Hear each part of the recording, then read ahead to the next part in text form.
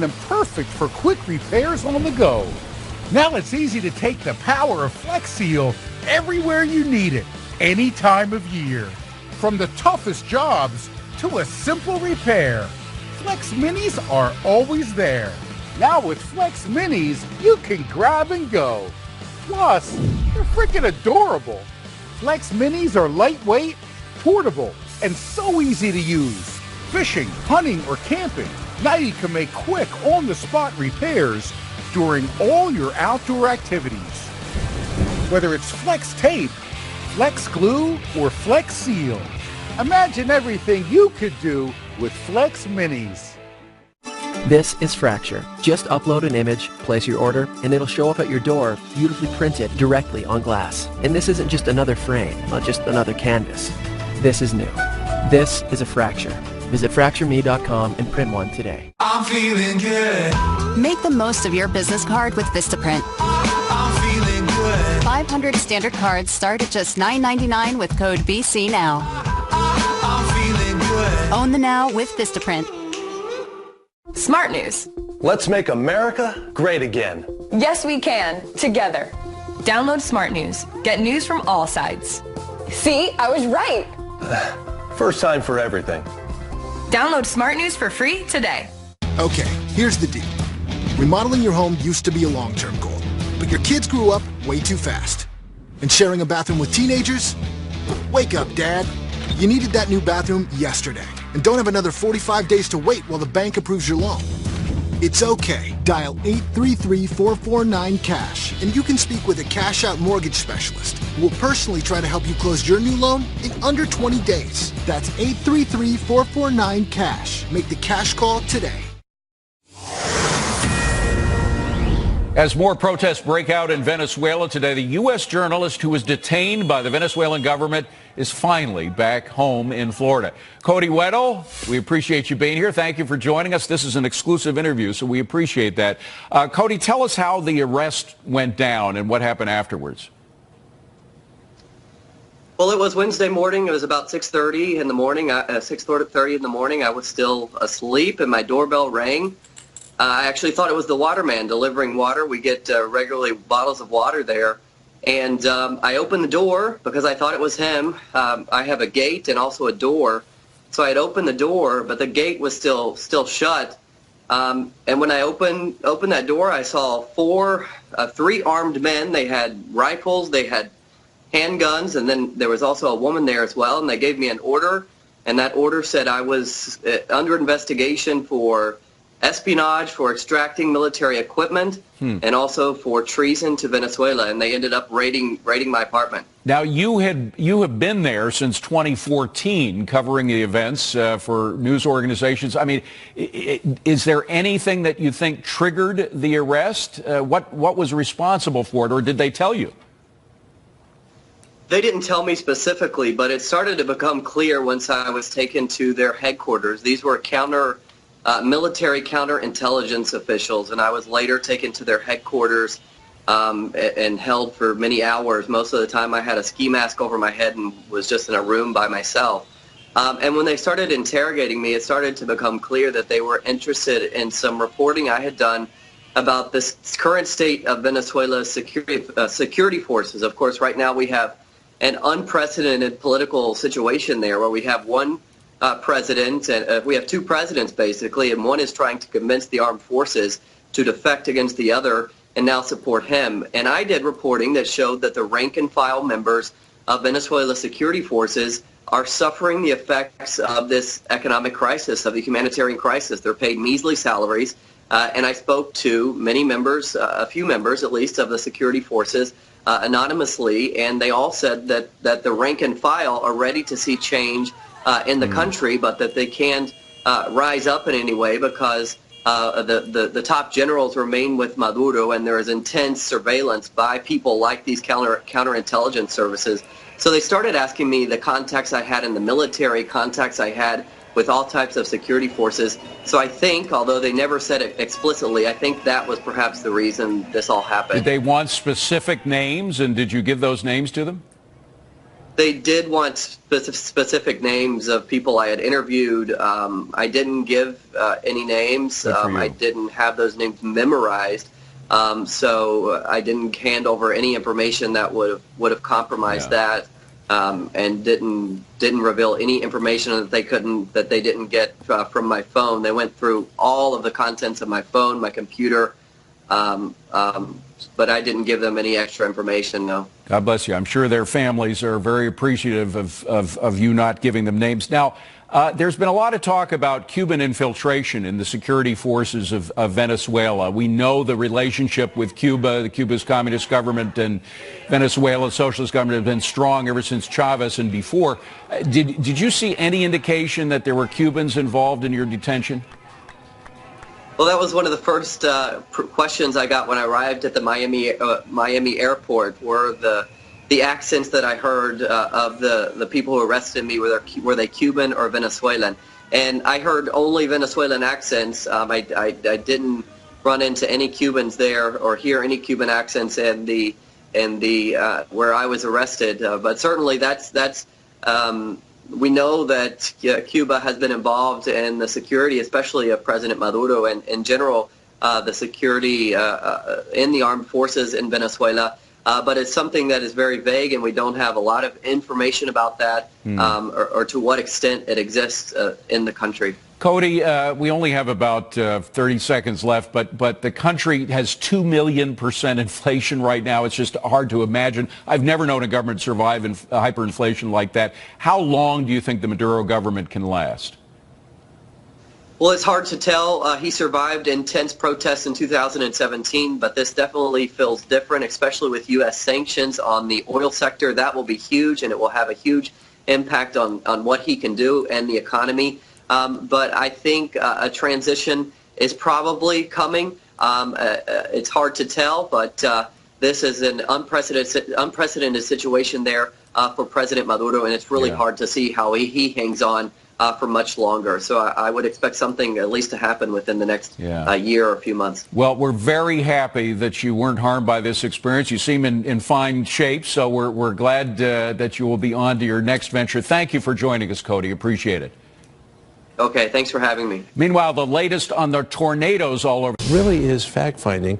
Why isn't the Republican staff there as well? If you're really after the truth, then the appearances become all the more important, that we are on a quest for truth, not to score partisan points, which is what a lot of what's going on appears to be.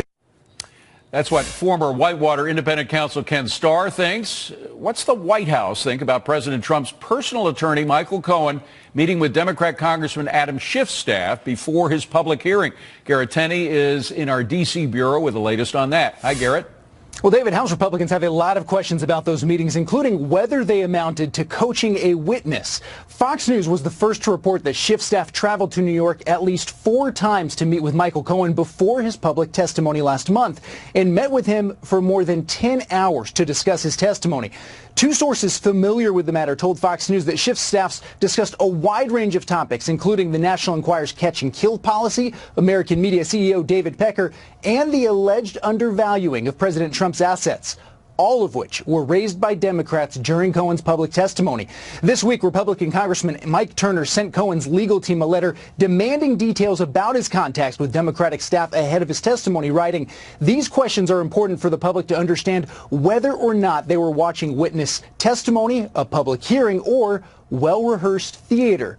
Well, a House Intelligence Committee spokesman defended the meetings with Cohen, telling Fox News that despite this outrage by Republicans, it's completely appropriate to conduct proffer sessions and allow witnesses to review their testimony before the committee interviews them. That those kind of sessions are a routine part of every serious investigation around the country, including those conducted by Congress.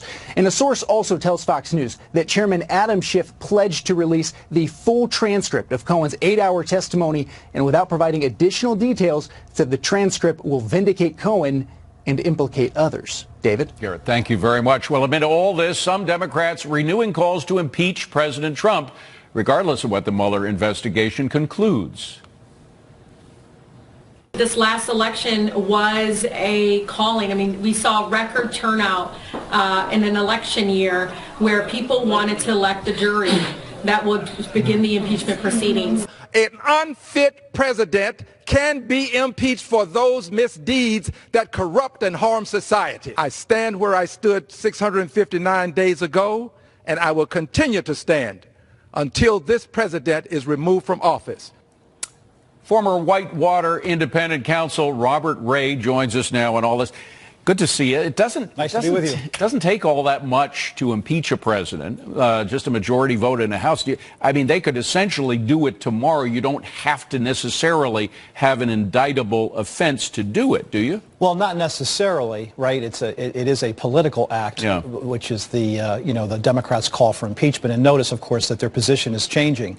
The leadership was awaiting the Mueller report and would decide on whether or not to institute proceedings based upon what Bob Mueller's investigation finds. Now the position with regard to many of the members supposedly neutral, but actually newly elected and on the impeachment bandwagon, are essentially saying now in a change of position, it doesn't matter what Bob Mueller finds, we think this is appropriate to proceed forward. So, this was an inevitable consequence of what has happened, and I think we'll wait and see what the future will bring here. But I do think that we are in a situation where it's a little bit of a question now in the House of Representatives on the Democrat side, who's running the show here? Leadership, or are the inmates running the asylum? And are the newly elected members going to push the party inevitably towards impeachment? Every day we think we get information. We hear it. We're a news organization. We hear a lot of things from a lot of people that today's the day of the Mueller report. Yesterday was one of those days we thought the Mueller report might be coming down. Yeah, I've given up on that. But it seems like the Democrats have gotten enough information from somebody involved in the Mueller investigation to clue them into the fact that there's not going to be an impeachable offense listed in his report. I mean, I think that's right. And based upon, look, I don't know obviously all the information that has been uncovered and developed during the course of the investigative stage of this, almost now 2-year period.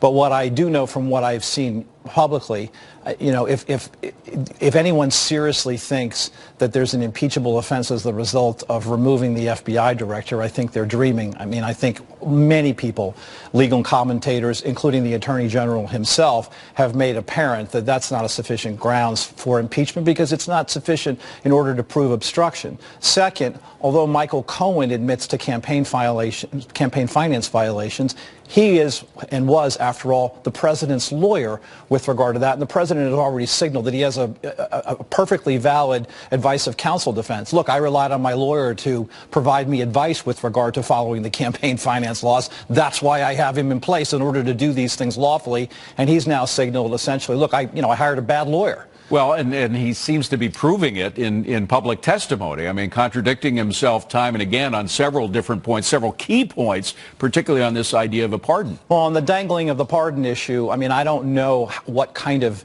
daylight he was trying to find between now what his position is through his lawyers and what his testimony was before the United States Congress, but it doesn't appear to me to be a valid justification or excuse for why his testimony didn't accurately record the fact that he was, in fact, through counsel, by his own acknowledgement now, seeking a pardon from the president's lawyers. And if that's the case, then what he testified to in the Congress really is problematic. Now, look, there may be some explanation I haven't thought of yet, but if it's out there, it's not apparent to me at the moment. And that just gets back to the very basic question. Look, the Democrats have decided to own this witness. Right. This is their first and supposed best foot forward. And they're dealing with someone who obviously, to say the least, has credibility problems. And now what we find out even further, which is what Ken Starr mentioned in the clip that you just ran, there's a real question about fairness here. I'm not questioning the fact that it's appropriate for members of Congress to have sessions with the witness beforehand to prep the witness.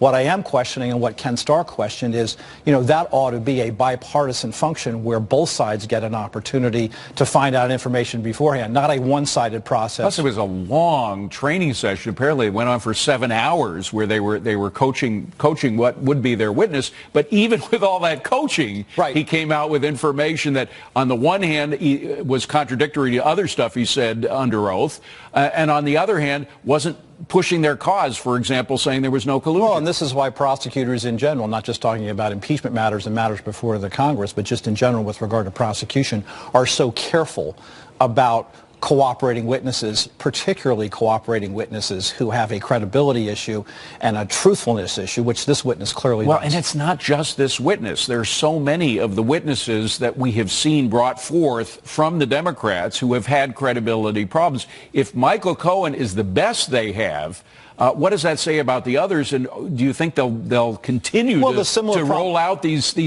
incredible witnesses for their investigation? Look, we've seen it even in connection with this week's events involving the sentencing of Paul Manafort. I mean, obviously, the special counsel's office came to the conclusion that he could not be trusted and was not providing them with the truth.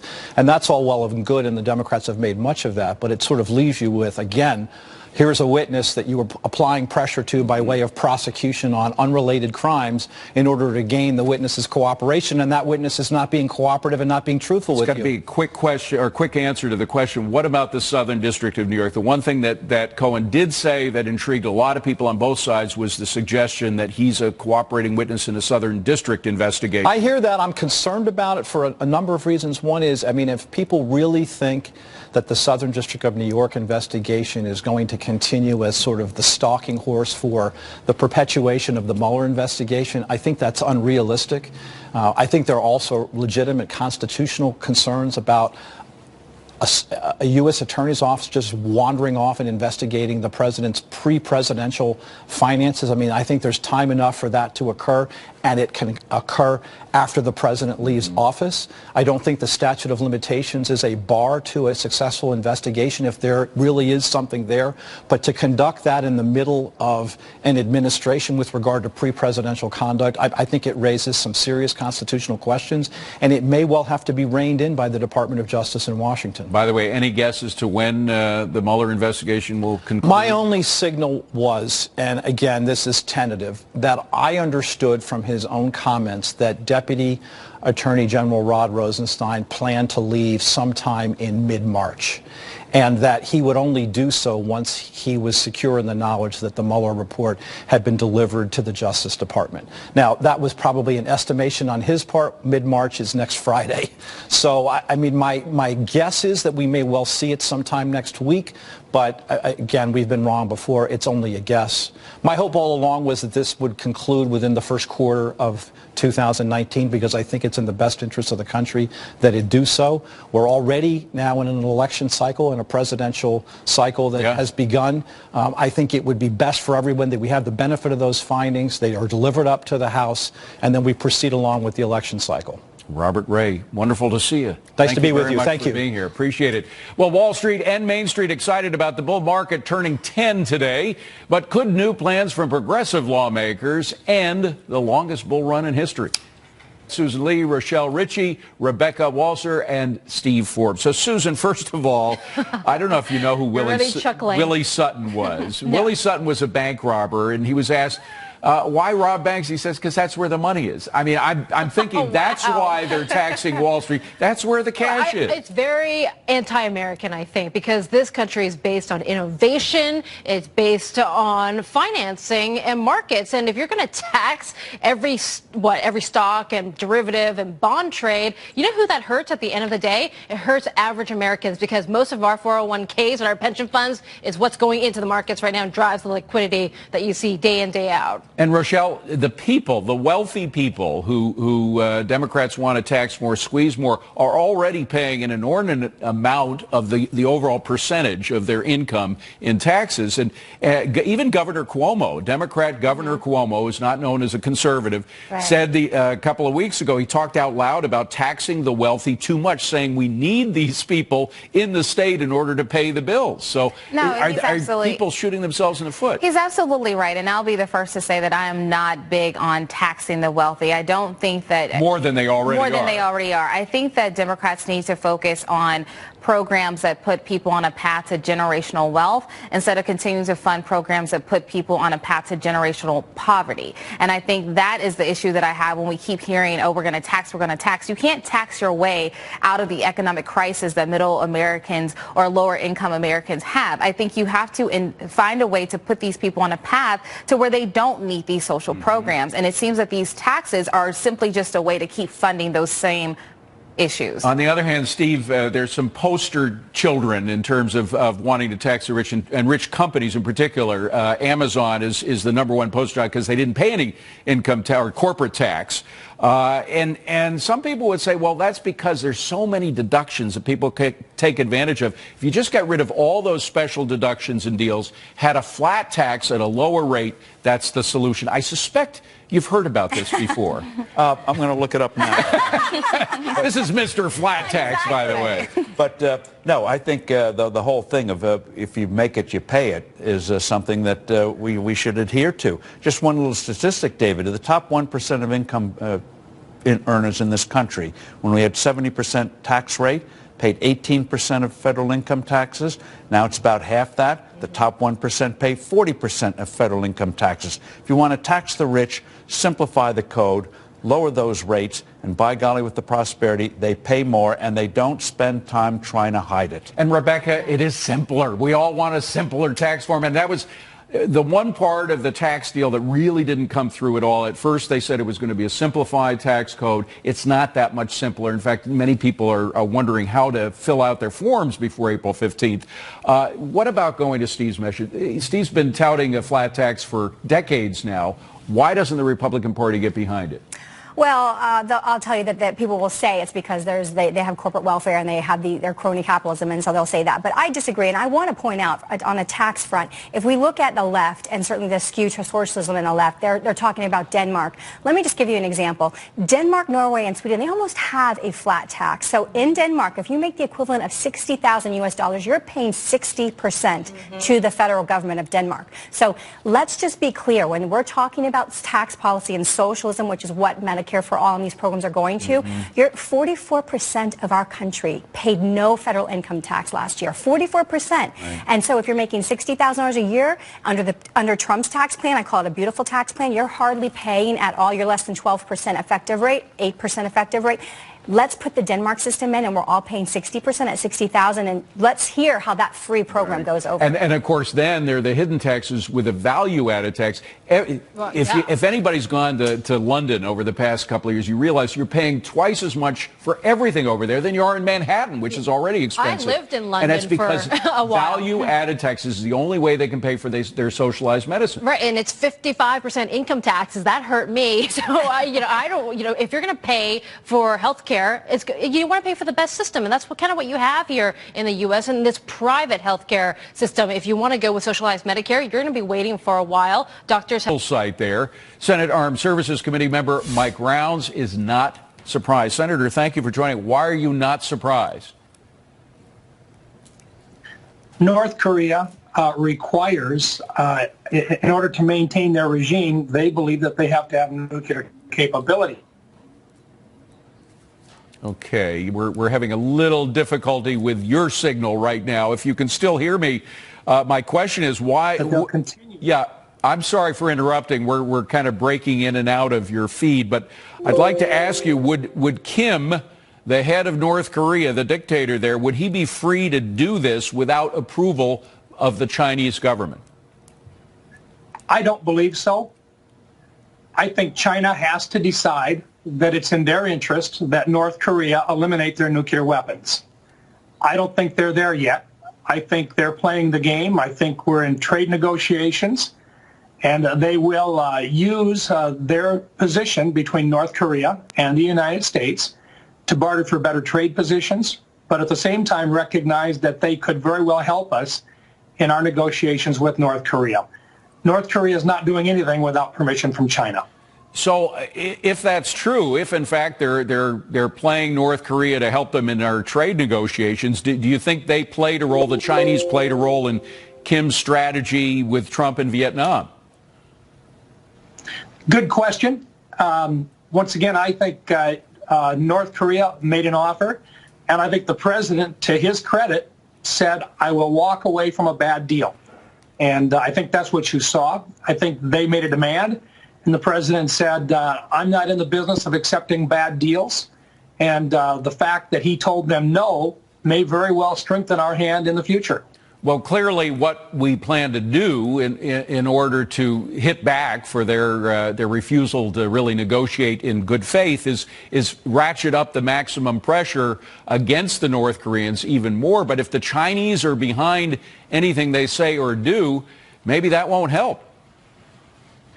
I agree with you, but if we are able to negotiate a trade agreement with China, China may very well have more of an interest in moving forward and negotiating with us to see that North Korea, who has become a problem child for them, they don't like the attention. They don't like instability on that border. They think that North Korea is a problem for them. But they most certainly would like to use North Korea to create havoc for us as well. In the meantime, I think as we move forward with trade negotiations with China, I think they may very well be interested in providing additional sanctions on North Korea should they not behave. But at this point, it's in their best interests, they believe, at least this is my opinion, that they play the middle ground and they play us on trade negotiations, and at the same time, they act as an ally to North Korea and give them cover in this discussion about nuclear stabilization and the elimination of nuclear weapons on the peninsula. Well, do you think President Trump, should call out the Chinese on what they're doing as forcing the hand of the North Koreans and threaten to not only mention it, but also threaten to ratchet up our pressure on the Chinese with higher tariffs or whatever? I think the real issue will be whether or not China is in a position to honor the sanctions that are in place now, and whether or not China will work with us to provide additional sanctions on North Korea if they don't negotiate in good faith. So I think, once again, the president's in negotiations with China on trade. I'm not going to suggest that I know enough about where those negotiations are to suggest to him the next step. But clearly what we're talking about here is not new to the administration. They understand all that's in play here, and I just think the sooner we're able to negotiate those trade agreements with China, the better off it's going to be for our economy, but also the stronger position we have in negotiating with North Korea on the issues of nuclear disarmament. But you think if there are any discussions about North Korea, it should be done behind closed doors? The president shouldn't, he's not shy, certainly, about calling out anybody, but you don't think he should call them out in public about what they're doing with North Korea? I think the president believes that he has a very good working relationship with their president, and I think he'd like to continue that. That means he has to be able to speak privately and to hold those conversations privately with the president of China. And if he's able to do that, I think there may be an opportunity to move forward with disarmament with North Korea. But clearly, China understands their position. They're going to hold that position, and they're going to use it as, in my opinion, a negotiating tool with the United States on trade. Senator Mike Rounds, good to have you here, Senator. Thank you very much for taking the time. Appreciate it. Have a great weekend. Coming up, using dogs to stop potential school shooters, a new program supported by Andrew Pollack. He, of course, is the father of Parkland shooting victim Meadow Pollack. He's here with one of those dogs named in honor of his daughter. That's next. Check this out, video from a new program using highly trained dogs to protect our kids from potential school shooters. And Andrew Pollack, the father of Parkland shooting victim Meadow Pollack, is part of it all. Joining me now is Andrew Pollack, Canine Training Director Joe Nick, Canine Handler Steve Manera, and Canine Meadow, who is named in honor of Andrew's daughter. What a wonderful tribute. And that's Meadow talking right now. Great to this is the first time we've met in person. We've talked by satellite, but wonderful to see you. How have you been holding up? It's pretty good, you know. It was a tough anniversary you just went through. Yeah, the 14th. But, you know, we're doing these things. I'm working on projects to help make schools safer. And I think what we did in South Jersey, we could implement that throughout the country, and we can make kids and teachers safer everywhere. Now, this is your dog, the one, I don't know if we can get a shot right at your feet here, but this is Meadow. Meadow is the dog, and that's why she was wanted, because she's very cognizant of her voice. She's, you alerted me, thankfully, that when she's off her leash, that's when she's in an attack mode, They trained right? it special, so because when it's at the school, it's Steve always walks with it leashed up like that. And if a situation ever arises, it gets let go, and it goes right to the gunfire. It smells it out. It hears it, knows right where to go. But when it's on the leash, it's never been trained to bite on leash.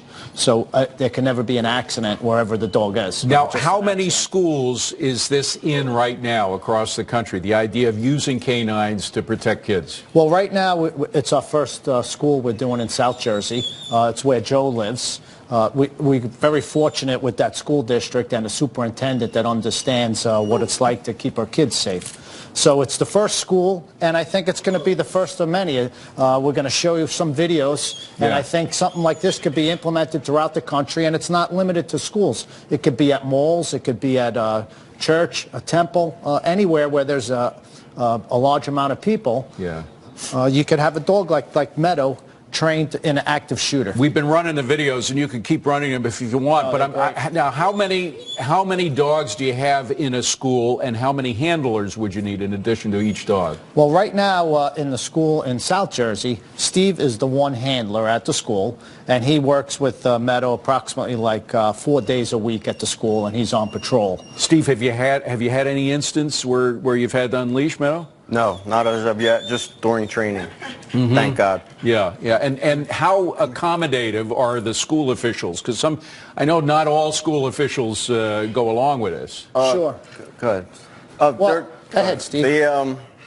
They love her. All the school officials love her. The kid, when I bring her into the cafeteria or the hallways, all the kids want to pet her. They're not afraid of the dog, even though they know what the dog is capable of. Yeah, no, they're not afraid of it. So they've learned it. Now, everything hasn't been so smooth, right, Andrew? I mean, you've had some problems with bureaucrats who want to do things the old-fashioned way, things that they're used to. Bureaucrats are not very inventive. They're not very flexible, right? Sure. Well, in Broward at Ground Zero, where my daughter was murdered, we have a superintendent who still can't even figure out how to do the hard corners, let alone put a trained dog in a school.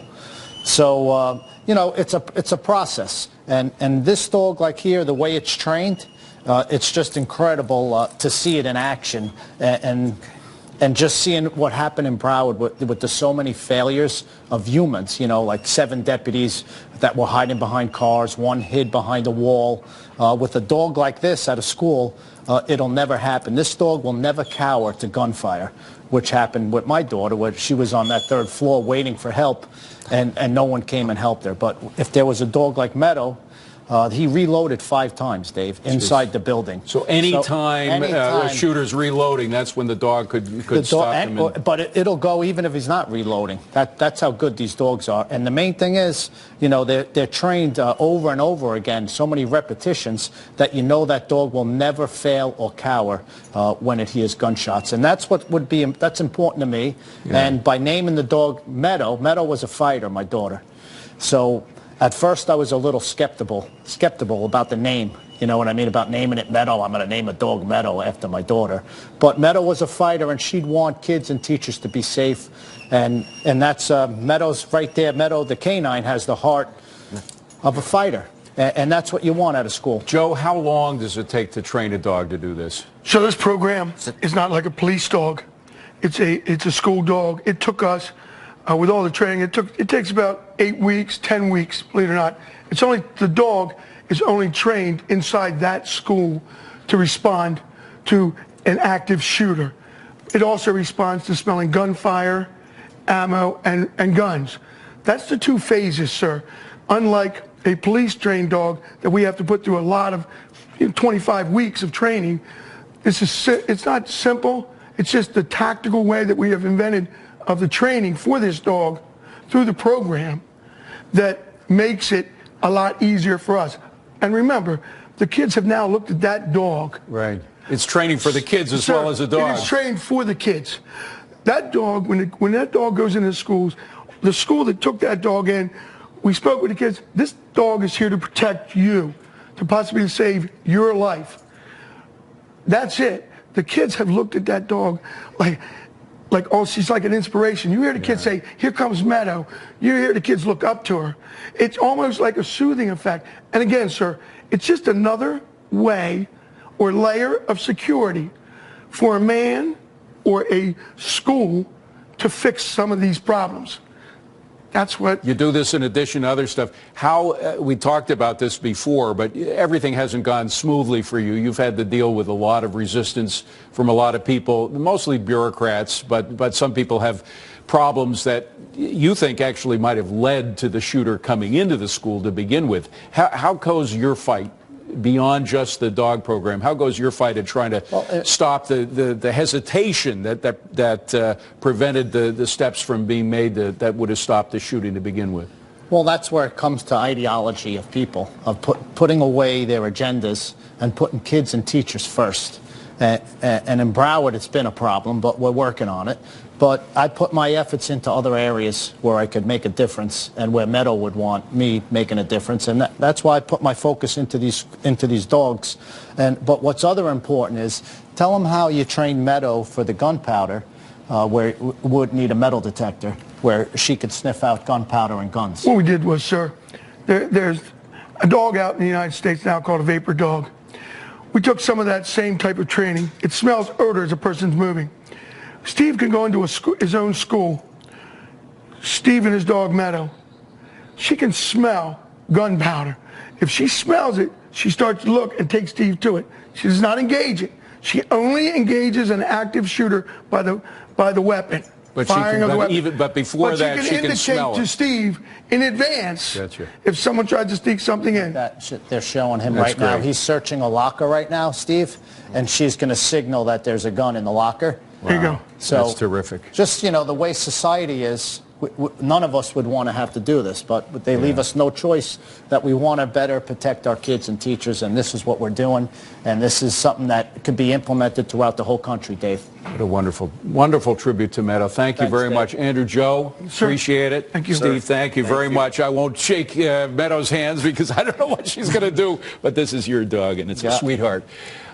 You're doing a great service for our school kids. I'm sure Meadow is looking down and is very proud of you all right now. There is your daughter. God bless her. We'll have more after this. He survived intense protests in 2017, but this definitely feels different, especially with U.S. sanctions on the oil sector. That will be huge, and it will have a huge impact on what he can do and the economy. But I think a transition is probably coming. It's hard to tell, but this is an unprecedented situation there for President Maduro, and it's really hard to see how he hangs on for much longer. That was U.S. journalist Cody Weddle, who was detained and then released by the Maduro regime. Joining me now is Blood Prophets author Vanessa Newman, who's been doing some work with the Guaido faction, and he's now back in the country. Do you agree with Cody's assessment that they just can't hang on much longer, the Maduro regime? I do agree. I do agree. The question is, I think we have to realize, be realistic about how difficult this battle is. You don't remove a 20-year dictatorship overnight, and that you have a lot of embedded interests. The reason why the top of the military is not rebelling is because A, they don't believe the amnesty deal, and B, because they own the businesses. In other words, you had not just that the businesses were expropriated, but they were given over to the military. So they control a lot of the financial structure as well, which is not going to happen if in a transition. So okay, by the way, forgive me for interrupting, but put those back up because we had live pictures from Venezuela. Maybe we just lost it again. Is this live now? Or is this video? Yes, these are live pictures. I can't tell whose, is that a Maduro? That will be Maduro, the looks like Maduro, yeah. That's a Maduro campaign. Right. Now, the reason that we weren't sure whether we had the live shot or not is because there have been these blackouts. Right. Right when Guaido, the opposition president, came into Venezuela, they began having these nationwide blackouts. Do you think that was done deliberately to try to cut communications with the opposition? Well, in Venezuela, it's one of those things where, like, everything is true. So what has happened is they purposely do cut electricity and transmission and jam signals where Guaido is speaking so that the message doesn't get out. Today you have dueling rallies, right? You have pro-Guaido rallies and then you have government. And notice that we're getting the signals only for the pro-government at the moment. That's true. Which is why we use like VPNs, YouTube channels. I mean, it's become sort of a guerrilla warfare in information. But the fact is it doesn't matter because either way it's because of the Maduro, the inefficiency or the dishonesty of the Maduro government because the infrastructure infrastructure's fallen apart in a country with 2,000,000% inflation. Exactly, over 2 million percent, and they're estimating about 10 million percent. I mean, I don't even know what 10 million percent looks like or what it means in practice. It just boggles the mind, and that's predicted for this coming year, this year, 2019. And what has happened with the blackouts in the food and the medicine is they stole the money. I mean, one estimate is that they stole $100 billion from the electrical infrastructure. And now that you have people just stealing copper wires to find something to sell to exchange for food. So between the top-level kleptocracy and people's desperation. But Vanessa, this is socialism. This is the result of socialism. When the government controls the means of production, you have things like this. I mean, that's the bottom line with what happens as a socialist economy, which is why I wonder if Guaido is going to privatize the oil company. Yeah, he's going to have to. We're going to have to privatize a lot. We're going to have to lure in investment by stabilizing the currency, which is usually hyperinflation can end when you have a political transition and a good economic plan, and we need investment in electricity, water, oil, mining, all of that will have to be privatized. All right, we got to wrap that because we have Bernie Sanders speaking now as well, so we got to bring it back home here to the United States. That's a live shot of Bernie Sanders. We thank Vanessa Newman, author of Blood Profits. We'll have more from Bernie coming next. And we are going to end that ugly type of government.